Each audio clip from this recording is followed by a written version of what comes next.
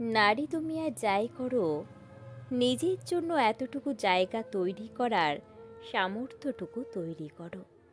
নারী তুমি ঘর বর সন্তান সংসার সব পাবে, তবুও বাপের বাড়ি আর শ্বশুর বাড়ির মাঝখানে পিংপং বল হওয়ার আগে নিজের জন্য খুঁটিটুকু শক্ত করো। খুব ছোট করে হলেও, দরমা দিয়ে হলেও, চারিদিকে মাটির দেওয়াল দেয়া হলেও নিজের ঠাঁই তৈরি করার মতো করে নিজেকে গড়ে তোলো, যেন ঠাঁইহারা হওয়ার ভয় দিনরাত তোমাকে তাড়া করে না বেড়ায়। কেউ যেন তোমাকে ওই ঘর থেকে বের করে দেওয়ার সাহস না পায়। নিজের জীবন নিজে ধারণ করতে শেখো। নারী তুমি আত্মসম্মানী হও।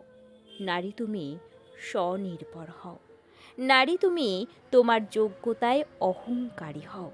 নারী তোমার ওয়ালেট, শাড়ির ভাঁজ, চালের কৌটো, ব্যাংকের পাসবুক, নিজের উপার্জনের টাকা জমাতে শেখো। অর্থাভাবে অসহায় নিরুপায় নয়। নারী তোমার হাতের মুঠো শক্ত করো অর্থাভারে। নারী তুমি সব পারো, যেমন পারো সংসারটাকে বুকে নিয়ে আগলে রাখতে, তেমনি পারো জীবন বাজি রেখে সন্তানের জন্ম দিতে। ঠিক তেমনি করে পারতে হবে তোমাকে নিজের ঘর তৈরি করার সামর্থ্য অর্জন করতে। তোমাকে শিক্ষিত হতে হবে, ইনকাম করতে হবে। না বাবার বাড়ি, না শ্বশুর বাড়ি, না স্বামীর বাড়ি, না সন্তানের বাড়ি, একান্তই নিজের একটা বাড়ি, যেখানে তুমি সবাইকে আশ্রয় দিতে পারো, খেতে দিতে পারো। দেখবে তখন আর কেউ তোমাকে তোমার বাড়ি থেকে চলে যেতে বলতে পারবে না, খাওয়ার কথা বলতে পারবে না।